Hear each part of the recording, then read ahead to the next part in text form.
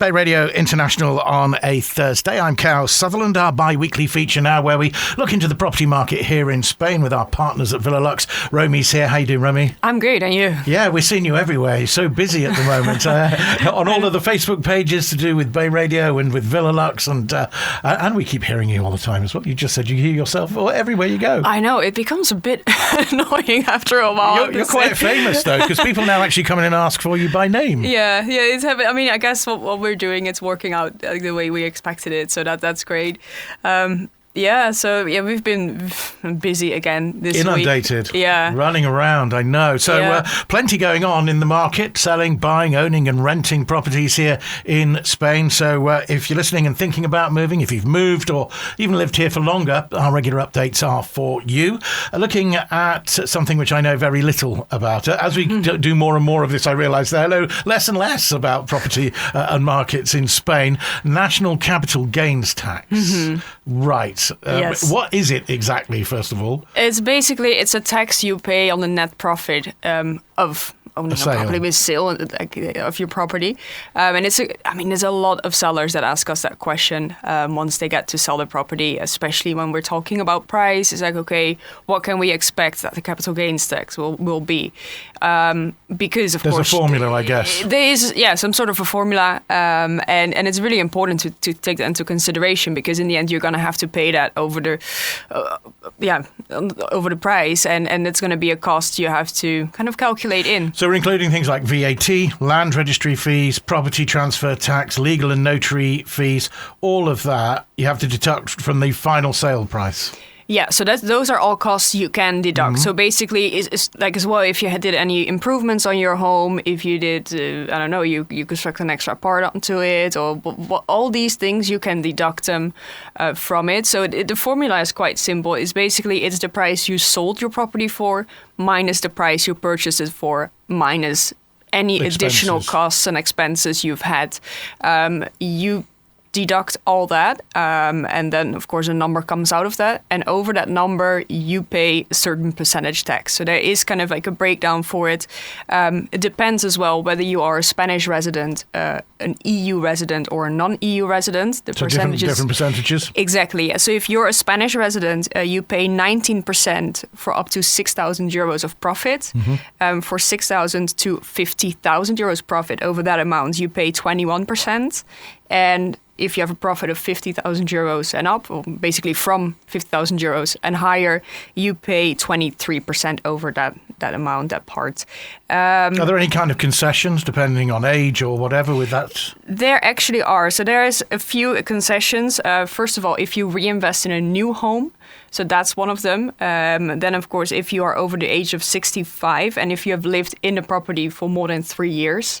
And the third one is that you can get a reduction if you have bought the property before 1995. So those are some exemptions, some like different scenarios where you can get some extra, where it's a bit more beneficial for you.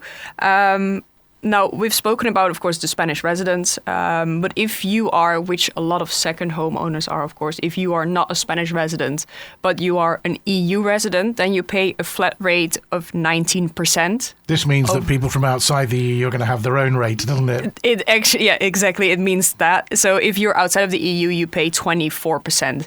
So it is a lot. It's actually it's cheaper. It's more beneficial if you are. Resident.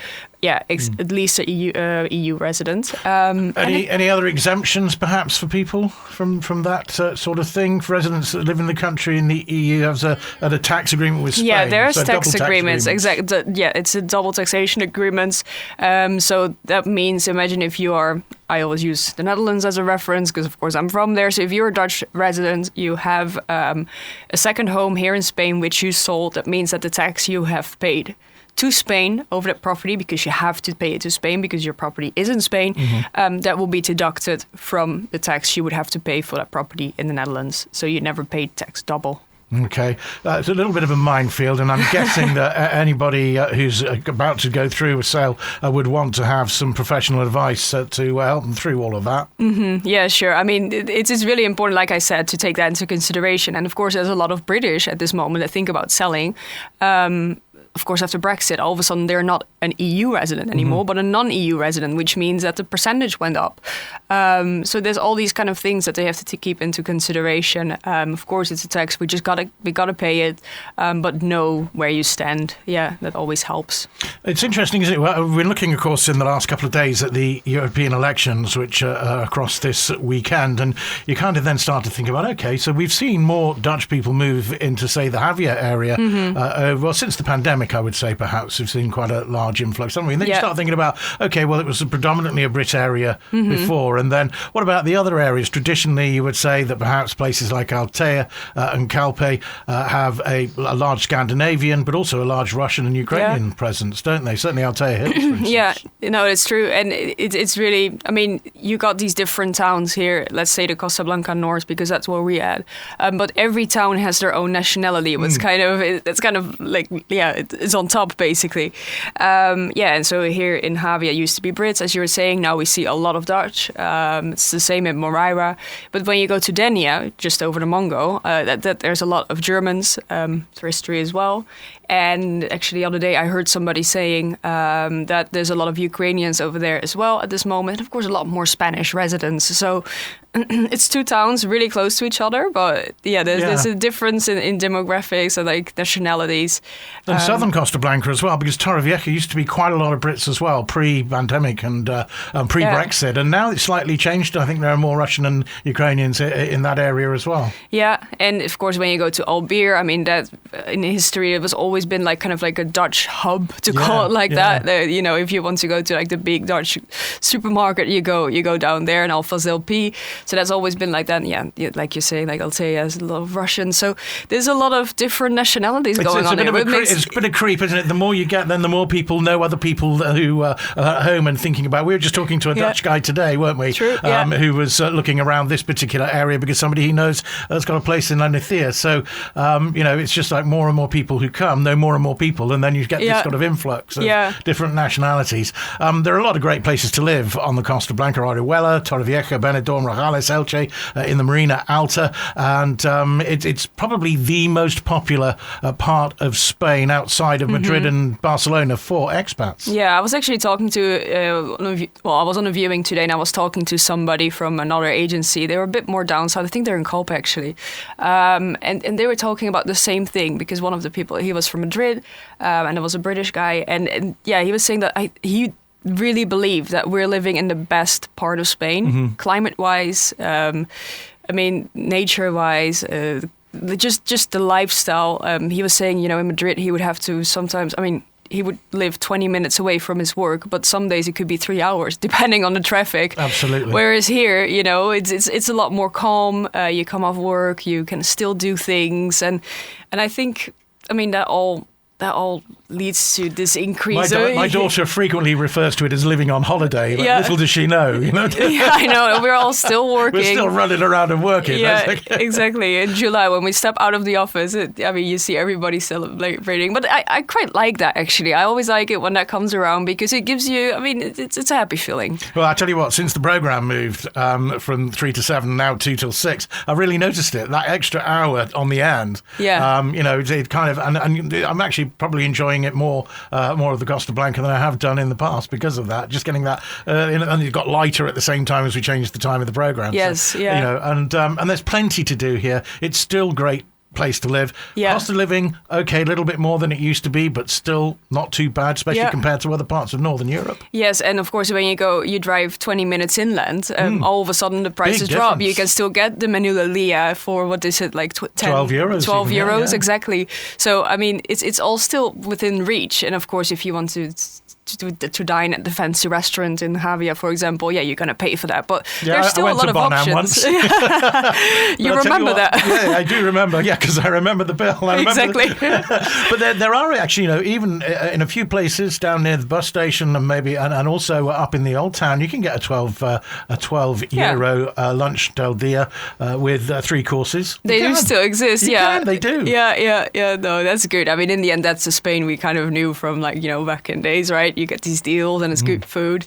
But yeah, that will still be. The other good thing as well, I think, that we've noticed is that southern Costa del Sol, south of Spain, is quite expensive. Alicante, 27.23% lower cost of living than in Malaga. So, we're still doing pretty well. We're still doing pretty well, yeah, because down there, it's. I mean, you got, of course, Marbella, which is the center of wealth, you can basically say. Very close to Perbenus, which used to be the exclusive place. But Moody did a news story the other day where he was saying that it's now actually it's bombed somewhat now. Yeah. I guess because it became too popular and people are now shunning it. But I mean, that's the problem with these kind of, isn't it? Like you just never know. I think growth is good as long as it's controlled.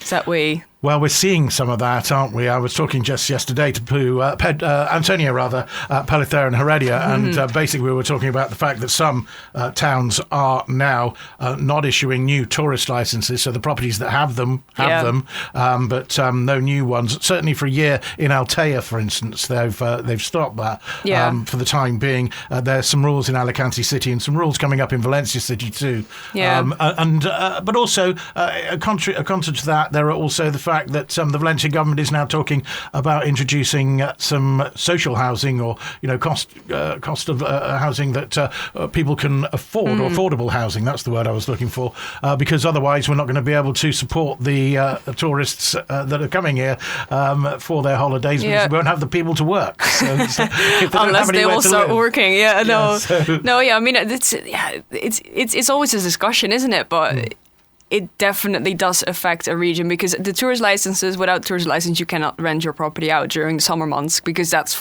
it's really just if you want to rent it out for tourism, short.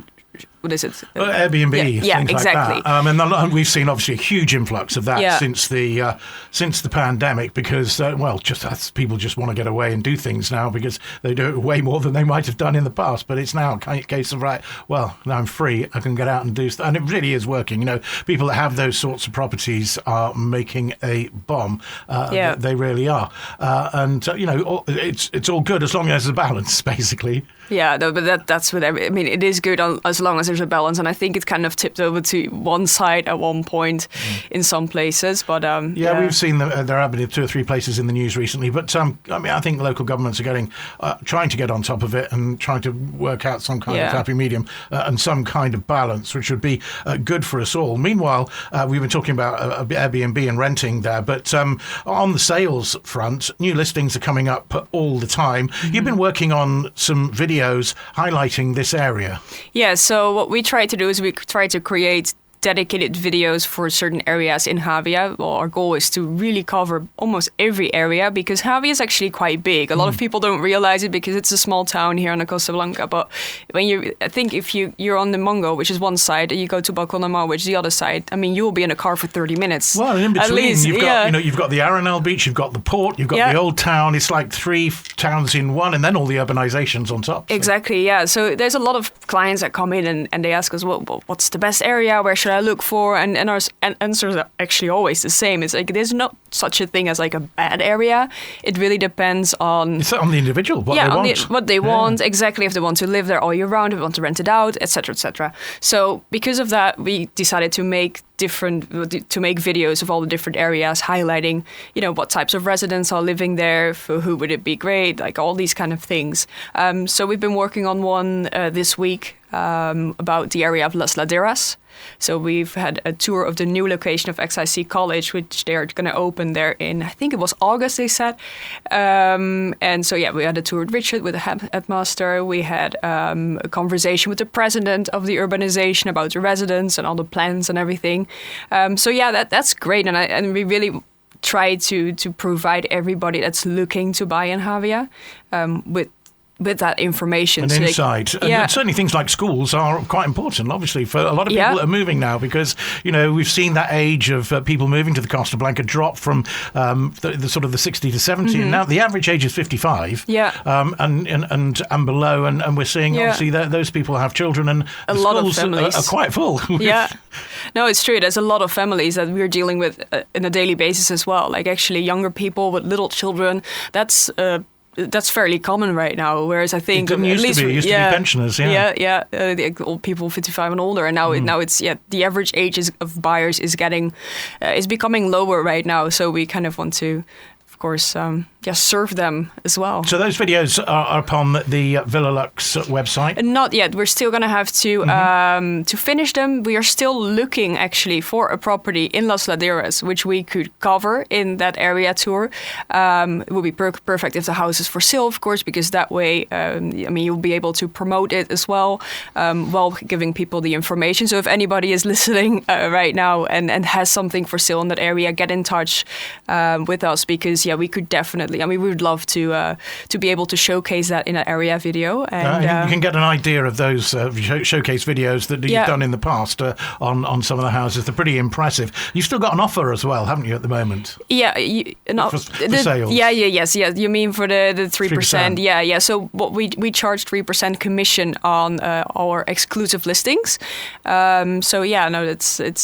That's what we charge, and for that, I think that I think I can say that we are and we deliver quite like a broad marketing package with the video tours we're doing, all professionally done, drone football, everything, floor plans, professional photography. We basically do everything we could possibly do to market the homes. So excellent, and all of the legal advice that you need, either within house or with contacts that you have as well. Yes, definitely. Okay, you've got some recent listings we talked about. Have you got anything else that you can tell us about that you've taken on recently? Yeah, so 2 days ago it was. 2 days. Time's going quick. It does fly, yeah. It does fly, yeah. We took on a new house. It's an LP Ver. It's a very large house, really nice. It's 4 bedrooms, but like large bedrooms. I think the master bedroom could be the living room. Wow. with a bathroom, which I in the video kind of jokingly called a spa because it's so large.